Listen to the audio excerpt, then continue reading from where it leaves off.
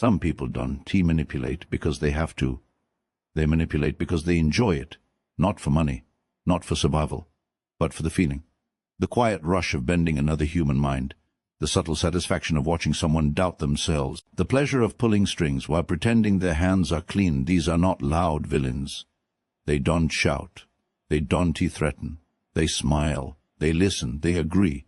And while you are busy explaining yourself, they are studying you. Manipulation to them is not a tactic. It is pleasure. It is power disguised as choice. And once you understand how they think, their power collapses. Niccolò Machiavelli warned about this centuries ago. Power is sweetest when the victim believes they chose it. But here is the difference. This video is not about becoming like them. It is about seeing them. Because once you understand how their mind works, their power collapses. How manipulators think, what they look for, why they target certain people and avoid others, and how to become the one person they cannot control. This is about protecting your clarity, your confidence, your autonomy. If you've ever walked away from someone feeling drained, confused, or subtly smaller than before, this video is your advantage. By the end, you won't fear manipulators, you won't fight them. You won't explain yourself to them. You will simply stand above the game they play. For most people, control is a tool, something used when necessary, something applied reluctantly, often with guilt. For manipulators, control is not a tool. It is pleasure. They don't manipulate only when circumstances force them. They manipulate when the opportunity presents itself. Sometimes even when there is nothing tangible to gain, because the reward is internal. Control activates the same neurological pathways as dominance, gambling, and power. Each successful manipulation releases a quiet surge of dopamine, not excitement, not joy, satisfaction. You hesitate. You adjust your words. You soften your position. You doubt your memory, your tone, your judgment, and something inside them clicks. They feel alive. This is the part most people fail to understand. They assume manipulation is about winning arguments, securing advantages, or getting outcomes. It isn't. Manipulators don't care about being right. They care about movement. If you change even slightly, they've already won. That's why arguing with manipulators never works. You think the debate is about facts. They think it's about reactions. You bring logic. They observe emotion. You try to resolve. They prolong because the process itself is the reward. Your confusion confirms their influence. Your frustration feeds their sense of control. Your emotional engagement reassures them that they matter. This is also why manipulators rarely appear aggressive at first. They don't dominate openly. They don't threaten. They don't force. They guide. They ask reasonable questions. They introduce doubt gently. They frame their influence as concern, curiosity, or logic. And while you are busy trying to be fair, calm, and open-minded, they are monitoring every micro-reaction, your pauses, your tone shifts, your need to clarify. To them, this is not conversation. It is measurement. Every reaction tells them how much pressure you can tolerate. Every apology tells them how far you'll bend. Every emotional explanation tells them you're invested. And investment is access. Niccolò Machiavelli warned that power does not begin with force. It begins with understanding human nature better than the person understands themselves. This is exactly what manipulators exploit. They don't overpower you, they outweight you. They allow you to talk until you reveal what you value. They listen until you expose what you fear losing, and they adjust their influence accordingly. If you value harmony, they use guilt. If you value logic, they use reason. If you value kindness, they use vulnerability, not because they care about those values, but because values create leverage. This is also why manipulators often escalate subtly over time. The first manipulation is small, a suggestion, a mild doubt, a harmless push. They are not testing your strength. They are testing your resistance. If you hold your ground, they retreat or adapt. If you adjust unnecessarily, they advance. And here's the dangerous part. Once manipulation becomes pleasurable, it becomes habitual. They don't stop when the situation ends. They don't stop when the outcome is achieved.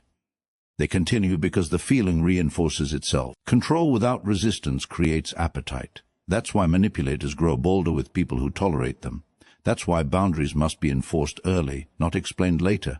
That's why kindness without firmness invites escalation to a manipulator. Unchecked access feels like permission, and permission breeds entitlement. This is why they react so strongly when their influence suddenly stops working. Why they become irritated when you stay calm. why they provoke when you disengage. You're not challenging them, you're withdrawing their reward, and that feels like loss. Understand this clearly. Manipulators are not powerful because they dominate. They are powerful because people react. Remove the reaction, and the power collapses. This video will not create manipulators. It will create people who cannot be manipulated. Because once you see that manipulation is about pleasure, not necessity, you stop personalizing it. You stop debating it. You stop feeding it. In the next part, we'll expose something even more uncomfortable. Why manipulators deliberately seek out good, empathetic people. And why kindness without structure becomes their favorite entry point. Manipulators do not hunt the strong in the obvious sense. They do not waste energy on people who are rigid, dismissive, or emotionally closed. They hunt something far more specific: access.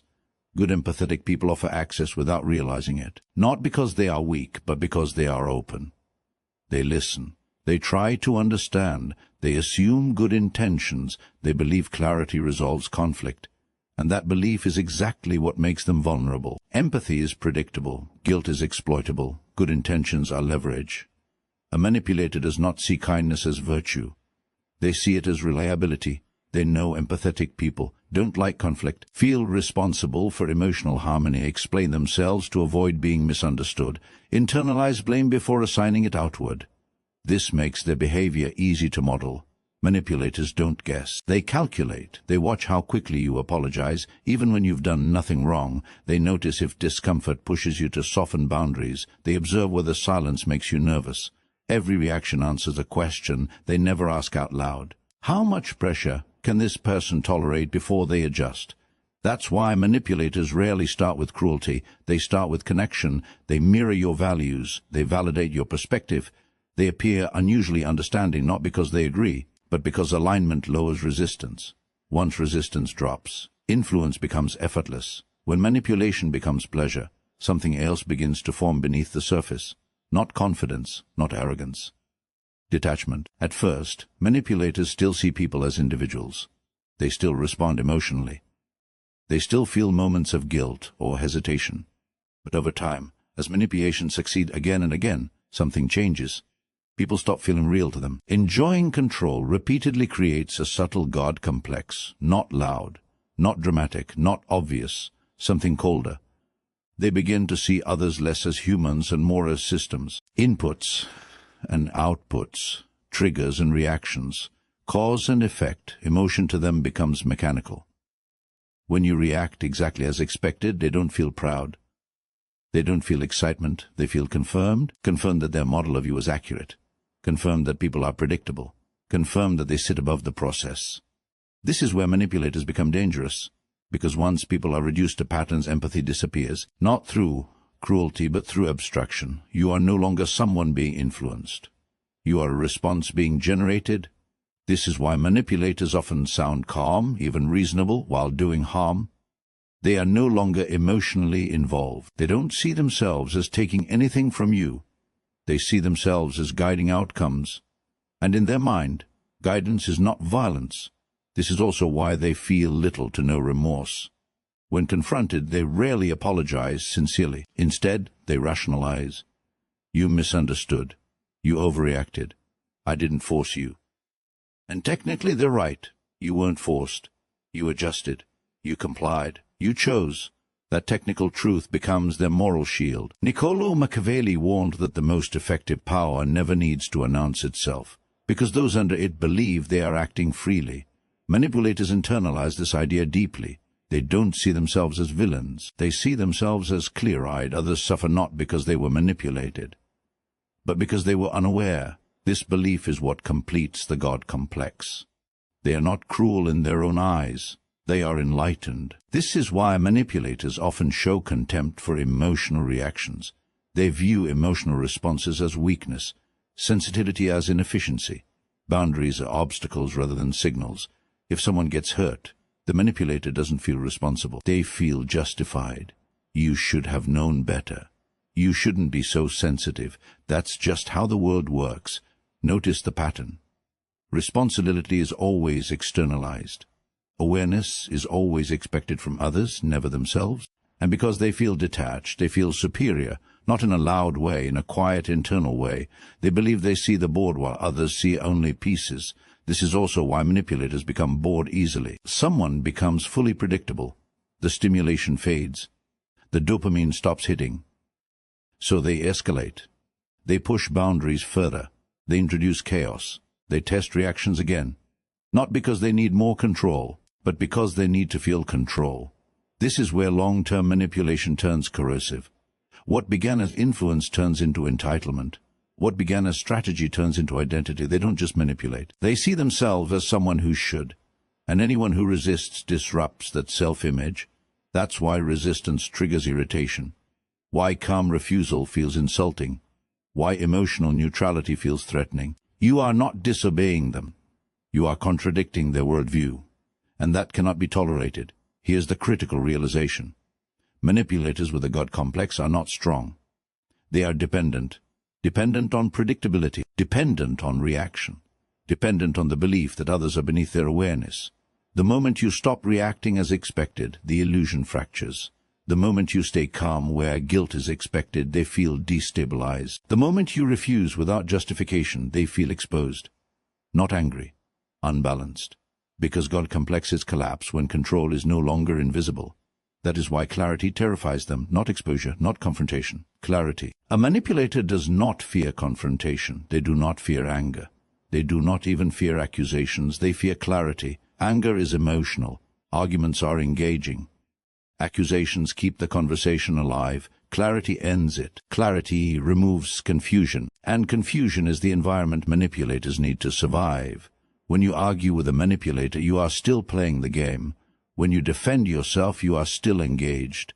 When you explain your intentions, you are still offering access. But the moment you become clear, emotionally neutral, concise and unmoved, something breaks, because manipulation depends on reaction. Manipulators rely on emotional friction. They need you to feel uncertain. They need you to second-guess. They need movement. Clarity creates stillness. And stillness gives them nothing to work with. This is why manipulators escalate when their tactics stop landing. If guilt no longer works, they provoke. If reason no longer works, they confuse. If confusion no longer works, they attack your character, not because they are angry, but because they are losing access. You'll notice this pattern clearly once you see it. When you stop explaining yourself, they accuse you of being cold. When you stop reacting emotionally, they accuse you of being heartless. When you stop engaging, they accuse you of being unfair or arrogant.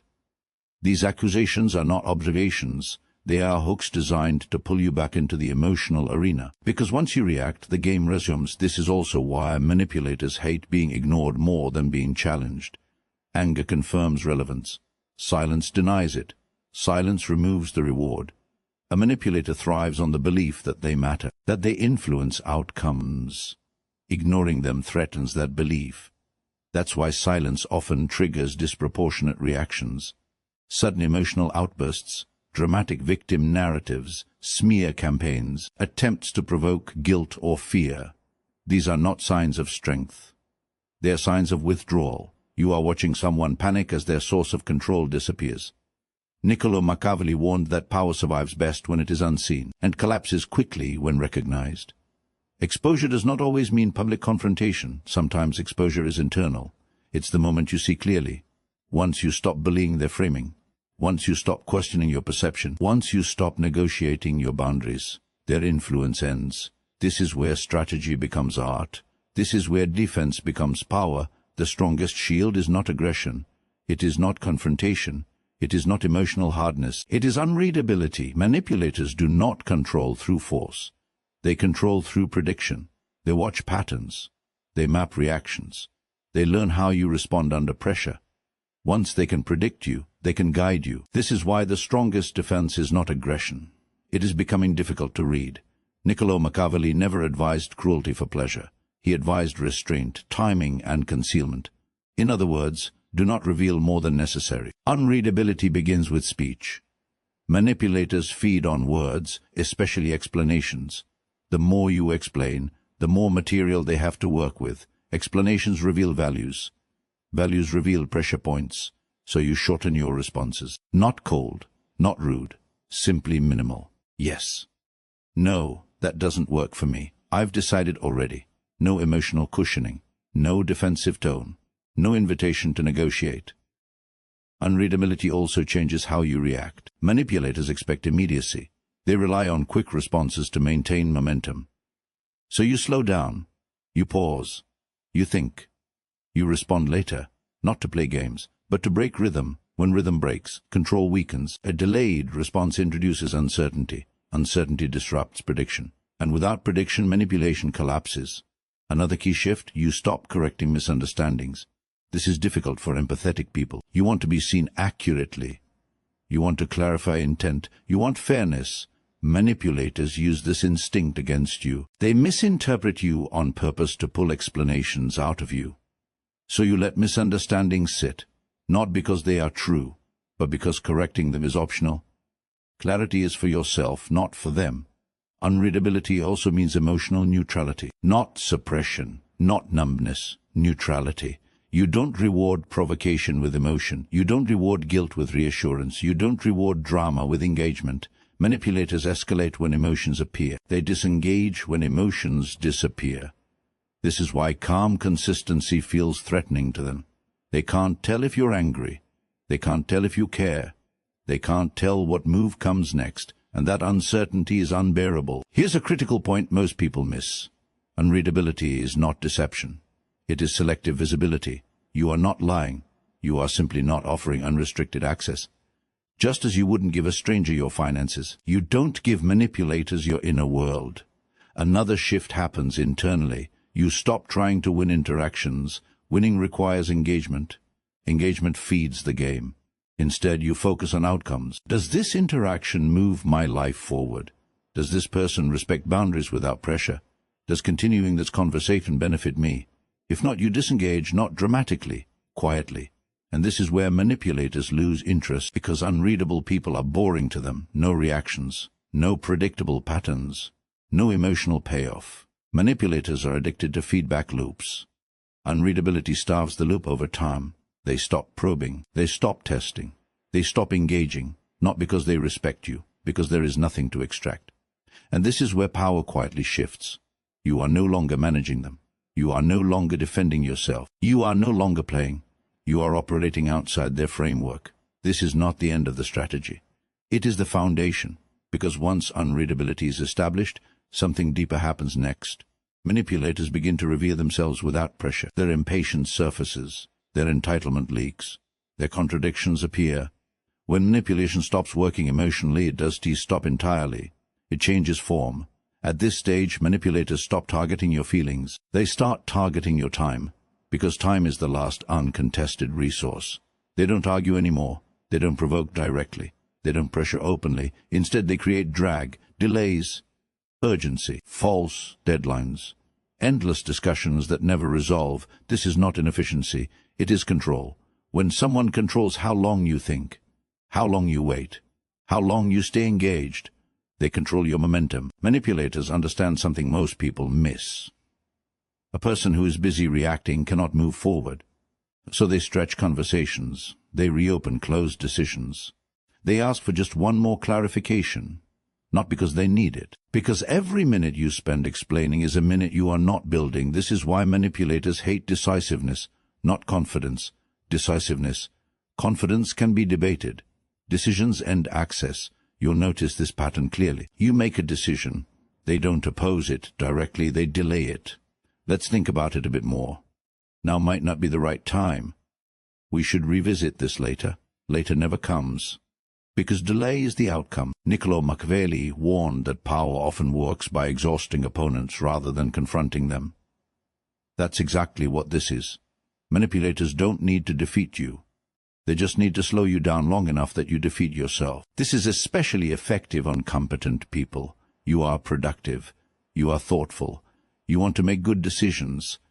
So you tolerate delay in the name of caution. Manipulators weaponize that. They turn your patience into friction. Here's the key realization. Time-based manipulation feels harmless because it doesn't feel hostile. No insults, no threats, no obvious pressure. Just inconvenience, but inconvenience compounds.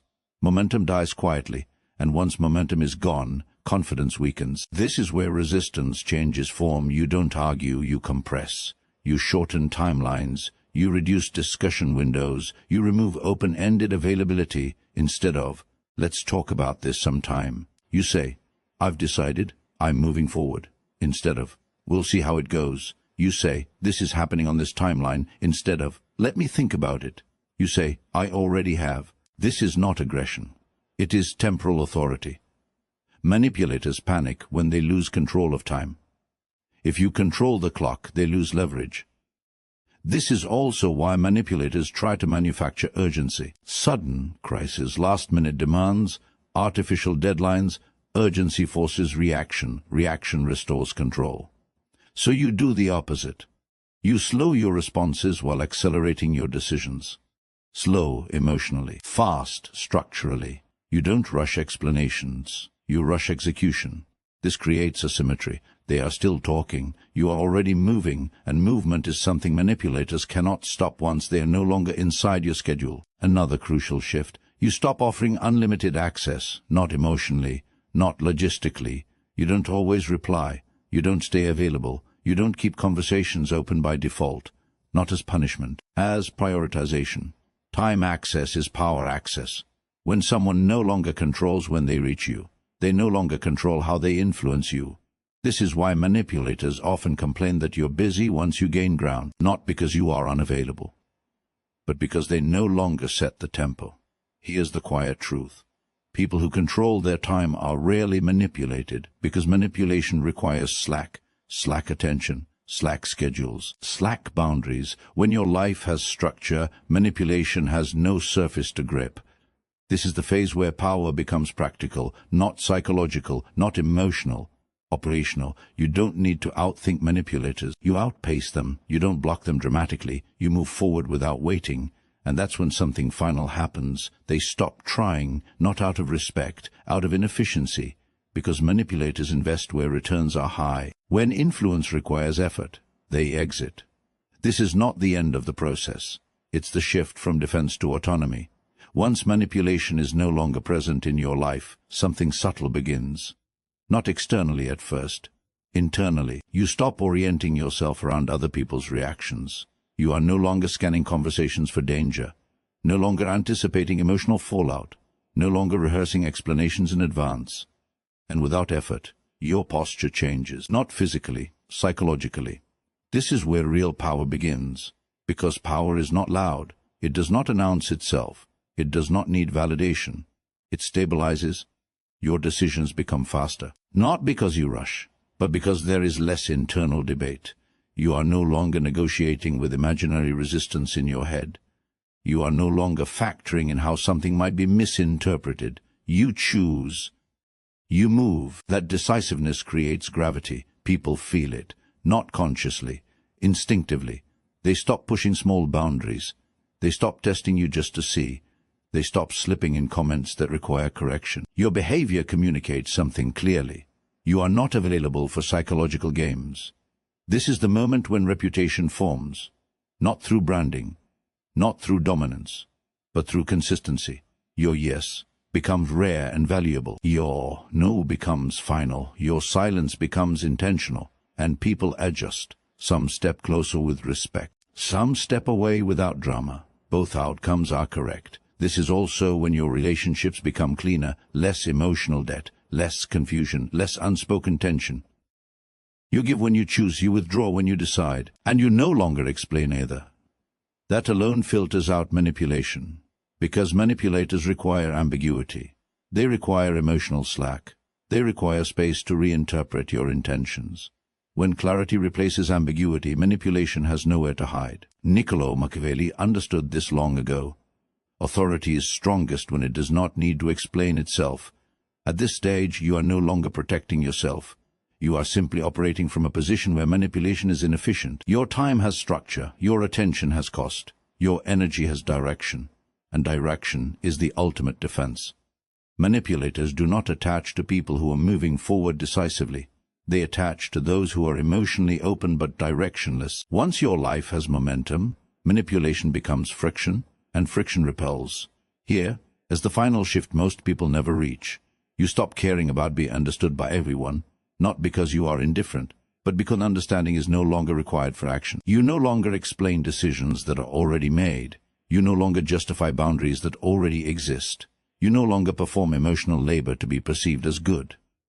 You act in alignment with yourself, and that alignment creates something rare, unshakable presence, not intimidating, not aggressive, grounded. People feel it when you enter a room. They feel it in how you speak. They feel it in what you don't say. And manipulators feel it most of all, because they recognize what they cannot move. This is not superiority built on ego. It is superiority built on independence. You are no longer a piece on someone else's board. You are no longer a variable to be adjusted. You are no longer available for extraction. You are operating from your own center, and from that position nothing manipulative reaches you. Not guilt, not pressure, not confusion, not urgency, only clarity. That is the real end game. Not defeating manipulators, not exposing them, not fighting them. Becoming someone they cannot use. If this video gave you clarity, if it helped you see manipulation for what it is, and showed you how to move beyond it, then like the video, it tells the algorithm this kind of thinking matters. And subscribe, because the next videos go deeper into power, psychology, and self-mastery, without noise, without games, without compromise. Stay sharp.